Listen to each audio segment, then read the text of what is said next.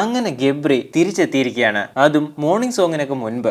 ജാസ്മിന്റെ ഫാമിലി വന്നപ്പോൾ മോർണിംഗ് സമയത്ത് എൻട്രി ചെയ്യിപ്പിച്ച് ഞെട്ടിച്ചിരുന്നു. ഇതിപ്പോൾ ജാസ്മിൻ ഉറങ്ങിക്കിടക്കുവാണ്.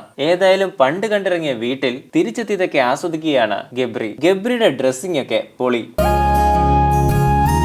ഗബ്രി കയറുന്നതിന് മുൻപ് മേക്കേഴ്സ് പറഞ്ഞിട്ടുണ്ടാവും ജാസ്മിൻ ഉറങ്ങുന്ന സമയത്താവും നിങ്ങളുടെ എൻട്രി എന്ന്. ചിലപ്പോൾ രതീഷിനെ പറഞ്ഞ് ഏൽപ്പിച്ചിട്ടുമുണ്ടാവും ഗബ്രി വരുമ്പോൾ എണീറ്റ് പോയിട്ട് ജാസ്മിനെ വിളിക്കണമെന്ന്. ബിഗ് ബോസ് ഹൗസിൽ 2 തവണ റീ എൻട്രി ചെയ്തതല്ലേ രതീഷ്, അപ്പൊ ഇതൊക്കെ ചെറിയൊരു ഹെൽപ്പ് അല്ലേ ഉള്ളൂ. വേറെ ആരെയും അറിയിക്കാതെ ഗബ്രിക്കും ജാസ്മിനും ഒറ്റയ്ക്ക് കാണാൻ വേണ്ടിയായിരുന്നു തോന്നുന്നു ഈ ഒരു ഗബ്രിയുടെ എൻട്രി. ഉറങ്ങുന്നവരെ ഒന്നും അറിയിക്കാതെ ജാസ്മിനെ കിച്ചണിലേക്ക് കൊണ്ടുപോയി സർപ്രൈസ് ആക്കാനുള്ള ഒരു പദ്ധതി പോലെ തോന്നി. രതീഷ് കിച്ചണിലേക്ക് വരാൻ പറഞ്ഞ് ജാസ്മിനെ എണീപ്പിച്ചു. പാതി ഉറക്കത്തിൽ ജാസ്മിൻ എന്തെങ്കിലുമൊക്കെ പറഞ്ഞാൽ അത് രതീഷ് കേട്ടോണം. ഈ രാവിലെ ഇങ്ങനെ എണീപ്പിച്ച് ഗബ്രിയെ ഈ വേഷത്തിൽ കണ്ടാൽ ചിലപ്പോൾ ജാസ്മിൻ പേടിച്ചു പോകും. ബിഗ് ബോസിനാണെങ്കിൽ ശരിക്കും എക്സ്പ്രഷൻസ് കിട്ടണം, പ്രോമോ ഹിറ്റ് ആക്കണം, എപ്പിസോഡിന്റെ TRPയും കൂട്ടണം. ഒരു സാധാരണ സോങ് ഇട്ടാൽ ജാസ്മിൻ സ്ഥിരം എക്സ്പ്രഷൻസ് ഇടുമെന്ന് ബിഗ് ബോസിന് അറിയാം. അതുകൊണ്ടാണ് ഈ അതിരാവിലെ കിച്ചൺ എൻട്രി.